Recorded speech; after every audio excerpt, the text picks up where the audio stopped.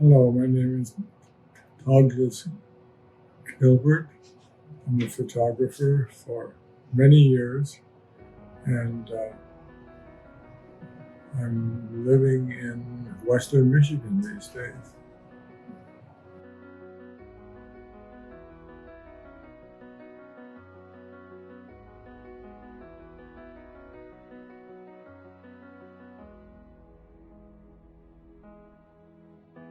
So in April or in March, I graduated. It was the end of uh, winter term, and moved to New York on the 1st of April. I was a New Yorker with a job.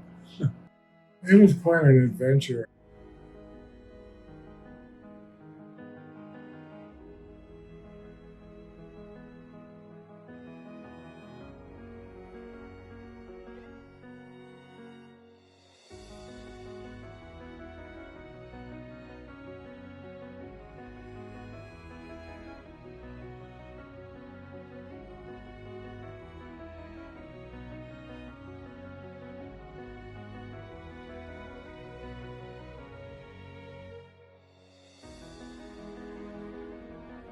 My earliest experience with a camera was actually when I was 4 years old. My grandmother sent in 50 cents to Wheaties and received in return a little camera that she gave to me. And I didn't know what it was, but thought it was kind of interesting, so I used it to take a picture of the girl who lived across the street, Eileen. Except later, when I got in the 8th grade, a friend in school had an uncle who worked at Kodak who would send him outdated film and chemicals in great quantity, and so he offered some of it to me, and I began to experiment with it. It went from that to high school, where I began to photograph high school events.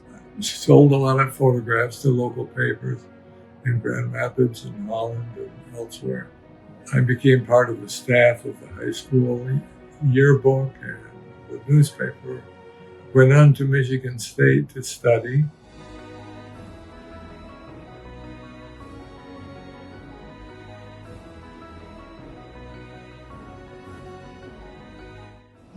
In college, I kept developing my skills and learning all I could. And one day when I was home in Holland on the school break, I learned of a photographer from Holland who was on the staff of Look.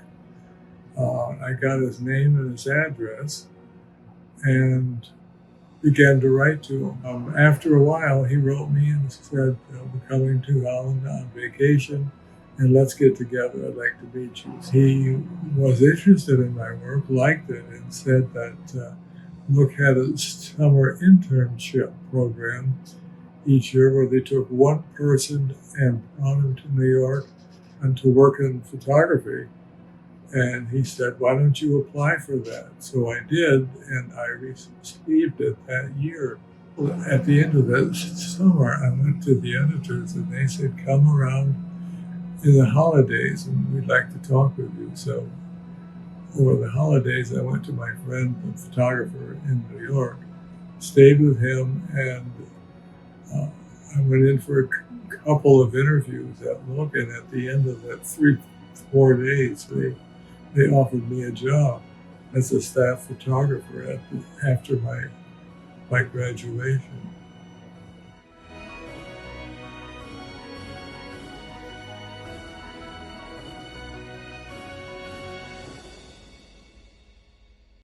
I had been introduced to him just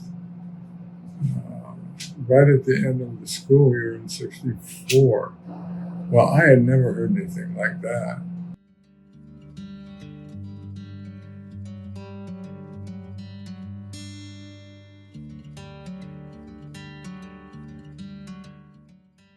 The editor had never heard of him. He said, "Well, sounds like an interesting story, and you've got some interesting ideas. Why don't we do it?" I wanted to be a fly on the wall, because that meant getting close off camera. And I told him my interest was in his life. It was on not only the music and the friends he had, but what his life was like. I remember not long after we were working, I saw an article from some obscure little newspaper out of the South that had a picture of him on the cover playing before a whole bunch of workers in the fields. They were all standing around, and he was on a little stage and singing to them. And I said, remember that picture? Are you going to be doing any more of those kinds of appearances? And he said, no. And I said, well, could we maybe stage one where we would set it all up like a concert and have you do that? I could make some photographs. I want to make it look real, I told him. And he stopped and he looked me right in the eye, about 12 inches away, and said, nothing's real, man. He was a hard person to get close to, yet that was what I needed, was to get close to him. So he invited me to the house he was living in, which was right on the edge of Woodstock in a little town called Bearsville. And Allen Ginsberg was there. He'd just come home from India. And Ellen was really fascinated with Ginsberg. And Ginsberg drew out a harmonium. He was offering it to Ellen, saying, I don't know how to play this. Can you help me? So they had a music lesson right there in the kitchen.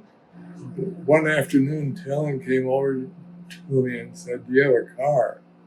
And I said, yeah. And he said, could you take me somewhere? And so I took him and John Sebastian in my car, and we headed off for a town about 30 miles away.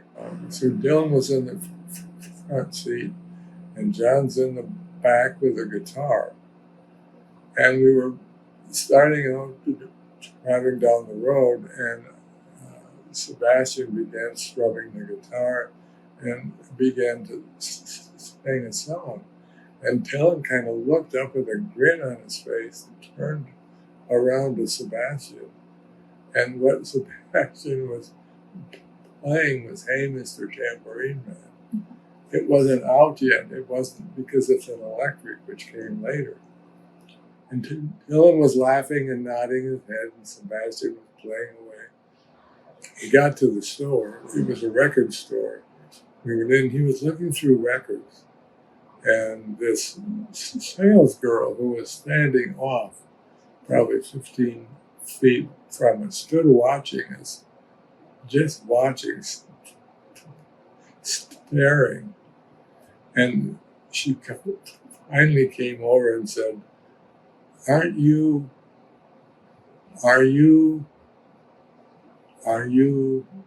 And he looked up and said, no, I'm not. And turned around and walked out of the store just immediately.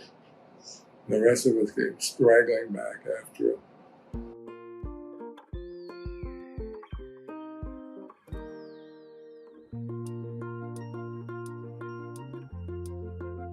I went down to Mississippi, Alabama, about 1 month after the Selma March, which was in 1965. I was assigned with a writer to go down and photograph Stokely Carmichael, but also him in the SNCC committee of nonviolence. I was in the Atlanta office of SNCC, and in walks this guy named Ivanhoe Donaldson. And we looked at each other, and it was like a mutual, whoa, what is this? Ivanhoe Donaldson was a classmate of mine at Michigan State. we had a chance to get reacquainted a bit.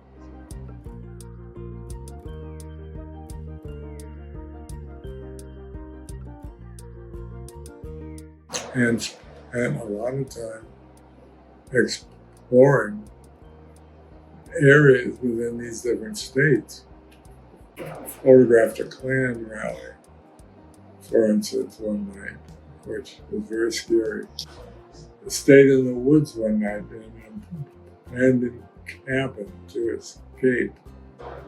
Having our phones tapped everywhere, motels, airport, everywhere they were tapped. Somebody knew we were coming. And the press was not looked upon with any great love. One photograph that stands out is the old lady holding her shotgun over her lap, looking at me. Actually, she was much nicer to us than that. With a lot of the younger people, it was focused energy and work. They had this real strong work ethic and wanted to change things. They wanted to change society.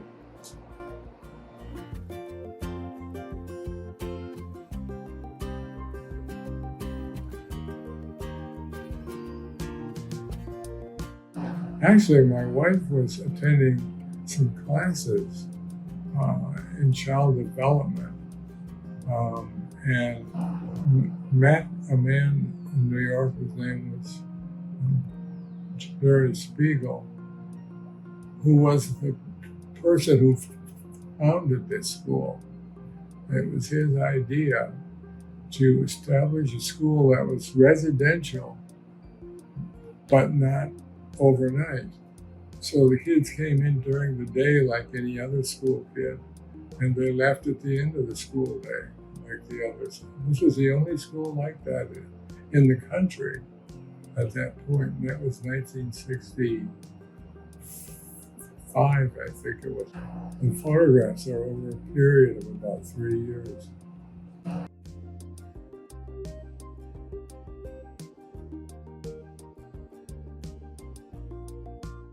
The Dark Side of Morning? Mm-hmm. Yeah.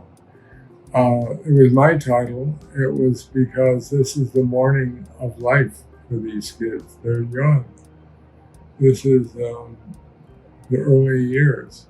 And for these kids, they're very dark. They don't fit in. They had a lot of, poor understanding of by others. And were often the kids who were not accepted anywhere. And when I did them, they were extremely present to me. They would come right up and look in the camera on the other side. I'd be looking in the viewfinder, and they would come up and look into the lens. It's that kind of playfulness. And they also would really express their emotions and anger and frustration and happiness sometimes. And so all of this took time. I stayed with it for those 3 years.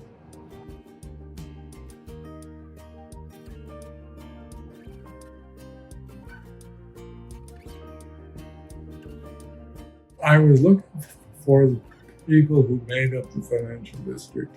There are the professionals, the dealers, the stock dealers, but all around were the workers who were in lower positions, the guys who would carry out the stock orders by running them to an office, beggars on the street.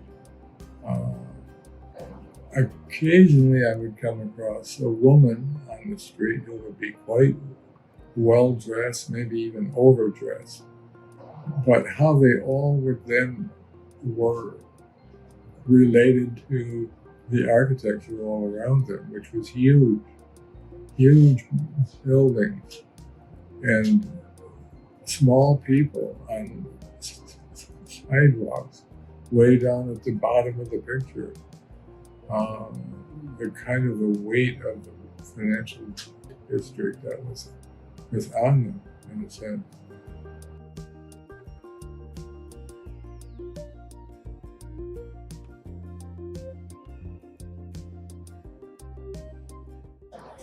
I was doing an awful lot of musician, rock and rollers and stuff, and I was getting tired of it. There's a kind of excitement in it, but it isn't the kind of purpose-driven life being led that some of these other people had that I was finding more interesting. But there were other stories that were much lighter and could be really restful, feeding that part of me as well.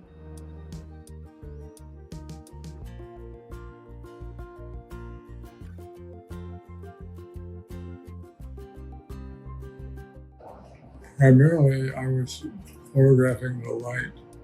The light was the subject, and what it illuminated.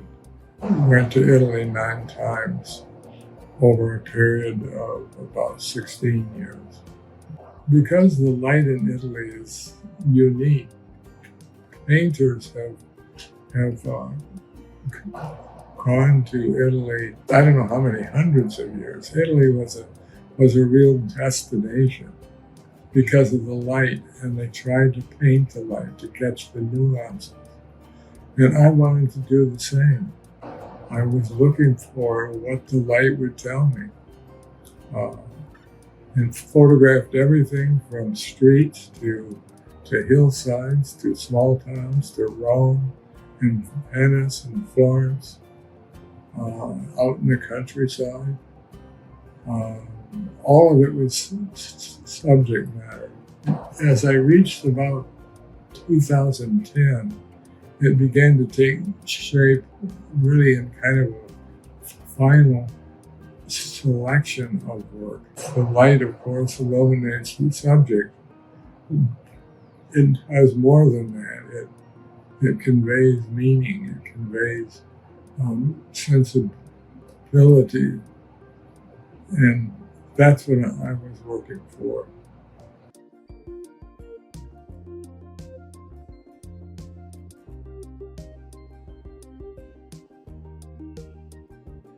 I finished the Italy project when I was losing it and was having to do a little bit of extra hard work to keep going. Heavens, I miss it. I have had the feeling, however, right from the beginning, that this was the close of my career in photography. And in that way, it hasn't bothered me a lot. In that, I think, taken as a whole, the work represents who I am, and I stand behind it. So I'm very grateful for having had a career, and looking over the course of my life, how so many things moved me along in a certain direction. Has been very satisfying. At the time, I wouldn't recognize it often. It just seemed frustrating often, but stepping back a pace, there is some sense to it.